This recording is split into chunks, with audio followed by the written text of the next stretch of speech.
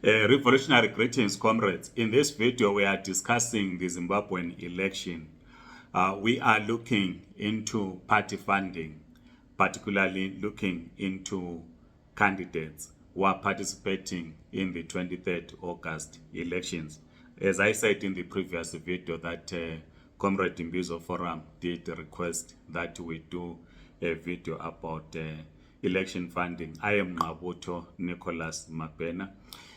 Traditionally, it has always been parties that will provide funding for their candidates.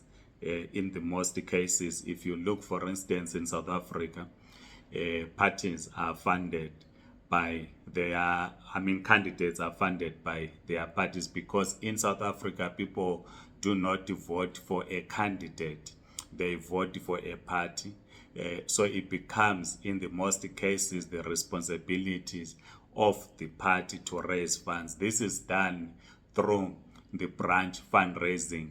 As you know that, for instance, the African National Congress says the basic unit of the ANC is the branch. So it becomes the responsibility of a branch to fundraise for its campaign at a local level. But broadly, at national level, it becomes the responsibility of the party to raise monies for fundraising. But in the case of Zimbabwe, during the liberation struggle, while liberation movements received funding from what we refer to as the socialist bloc, villagers and the workers did fund the struggle for national liberation. They will contribute towards the purchasing of the uniform for the guerrillas. They will provide finance through the guerrillas, which in most cases will go to the headquarters of the party or the liberation movement. And post-independence, parties and communities were funding election campaigns. But what then happened post-2000 with the land reform program, white commercial farmers began to fund the opposition in Zimbabwe. The ruling party using state resources to fund itself. Remember, at some point, ZANU-PF will appoint a minister for political affairs, right? A minister for political affairs simply meant that the minister draws state salary, but their work is at party level. So ZANU-PF would use state resources to fund its election campaign. So it has been doing this from the day it won power in 1980 up to date. Either the parastatals, they will contribute money to ZANU-PF for funding, either they will take money directly from treasury, even divert some of the money meant for projects to fund their election campaign. Or if business people are investing in Zimbabwe, ZANU-PF members, they will demand that a certain percentage of their investment must go towards the financing of the party, which basically means it is funding for the party. So a ZANU-PF candidate member will not necessarily have the challenge of campaigning. They might have the challenge when it is internal primary elections. This is where they will require funding themselves to fund themselves. But if it is now a national election, it is the party that provides funding, because they use state resources to fund. This is why ZANU-PF will not run short of campaign material, because they use state apparatus, or they use state resources to fund, or use state apparatus which will raise monies for ZANU-PF, for instance, raiding the Reserve Bank and so forth. And of course, ZANU-PF gets also funding from others outside Zimbabwe, even though the Financial Political Finances Act restricted that because they behave like they are a law unto themselves. Whether they will receive money from China, they will receive money from Russia or anywhere else, there's nothing much that others can do to say account for your funding, because the funding in Zimbabwe is not transparent. Now, post 2000, as I've been saying, that because of the land reform program that was happening, we then saw massive funding also from the West that poured into the opposition. So particularly in 2000, 2002, the MDC, as an example, was able to fund its candidates. Yes, candidates will also try to raise funds here and there, but in the main, it will be the party that will provide funding for political campaign. It will provide funding for their polling agents, provide funding, or provide election material for the campaign for candidates. So it has not been a burden for a member of the opposition who has been selected as an official party candidate.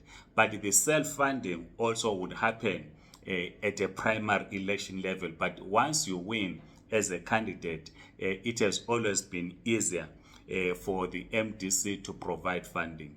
But because things have changed now, the geopolitics, there's so much focus on the war in Ukraine. There's much focus in West Africa. First it was Ebola, then the coups that are happening in West Africa. We spoke about Mali, we're yet to talk about the coup in Niger. So focus has shifted, and also the failure of the MDC, now Triple C, to capture power. Those that have been providing funding, because they are not doing this for free. Those that finance political parties, they are business people. To them, political funding is not charity work. Political funding is an investment. So you cannot keep on investing if you're a business person without seeing any returns to your investment. So when a business person invests what they will call a long-term investment, right? They will want, if they invest now, they will want after 5, 10, or 20 years to see the results of their investment. They want to harvest. But you cannot, as a business person, keep on investing without seeing the return to your investment. So the fact that there have been massive funding from 2000 to the opposition in Zimbabwe by international business people, but they are not seeing their returns in their investment. So there's now a rethink from the point of view of any business person. I've come across other Zimbabwean business people who are Zimbabwean, who traditionally would be who are in South Africa, who traditionally would be funding the opposition. But because a business person is driven by making profits, like I said, a political funding by a business person is an investment. So if you're a small business person, you keep on donating, giving money to the opposition, you are actually investing. But if you are not getting the return to your investment, you will certainly change. And this is what has happened. So you have some business people of Zimbabwean origin who are in the diaspora, who maybe on social media they will, for one reason or another, talk bad about ZANU-PF and seem to be supporting the opposition. But the reality is, in the dark, they fund ZANU-PF because they believe that if they fund ZANU-PF, they will see a return to their investment. Because to them, it is not charity work. Funding a political party is not charity work. Funding a political party is an investment. So if those that fund a political party and the party they fund then comes into power, they then expect to harvest in the form of tenders. and the other state projects for them to see their investment, because they fund a political party so that they are closer to the political leadership, that if that political leadership is in government, then the political leadership will facilitate state projects and other tenders for them then to make profits. So because of the lack of taking power by the opposition, this is why in this election 2023, candidates in the opposition are finding it hard to get business people to donate to them, right? Because the political leadership says the political playing field is uneven. There are no electoral reforms. So the message it communicates to the donors is that there is no way under this political environment that the opposition can win. So a business person will then say, wait a minute, if these guys for the last 20 years are unable to get ZANU-PF to reform the electoral laws and create a free and a fair environment to contest an election, so chances of these people winning an election are slim. Therefore, if we put our money to them, we are not going to get our returns, because to them it is an investment. They will not get their returns. This is why then you will see candidates of the opposition parties now appealing to well-wishers for funding. We were talking to some council candidates in Bulawayo who were expressing this view, that who were actually telling us that they are actually funding their own campaigns, and it is difficult. Someone was saying since the campaign started, has only managed to print 30 t-shirts. Someone has not yet printed t-shirts. So it becomes difficult to carry out a campaign. So this is why Comrade Imbizo Forum, because you asked me to do this, they then set up some platforms, whether it's an online fundraising initiative, to try and appeal to ordinary workers to say you can donate your $1 or your 10 rand, because they've lost faith in big business in terms of funding them, because big business are not getting returns to their investments. So this is why you then see all these fundraising platforms, whether they happen on Twitter, trying to get the diaspora to donate their $1, their $5, their $10, which if you are a ward candidate, you have 100 people that contribute in the diaspora, $5 or $10. It makes a huge difference in terms of the campaign at a ward level. If you are a MP candidate, you have about 300 people that commit to contribute $10 a week or a month. It makes a huge difference to the campaign. So it is not we must understand, what I'm saying, we must understand that the candidates are then carrying a begging bowl to appeal to those that are working, whether they are in Zimbabwe, small business people, cross-border traders and others, to say, please spare your $1 or your $5 into this campaign.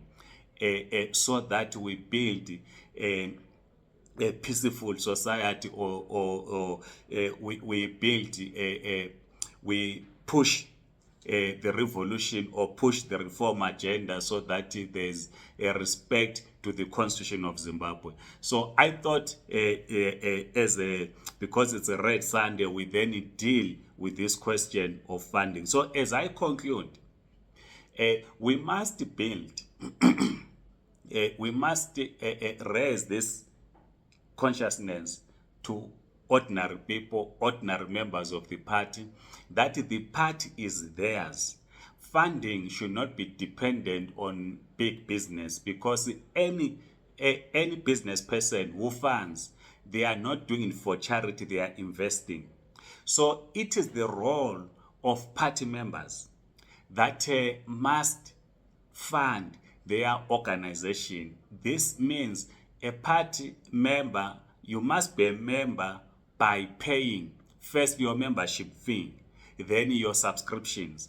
Once you pay your membership subscription fee, it helps the party to carry out its political program. In the next video, we might look into how the donor funding disarmed the the ordinary citizens in terms of funding, and they created this dependency syndrome to the party by its members and candidates. Please share your views, like this video, kindly subscribe to this YouTube channel if you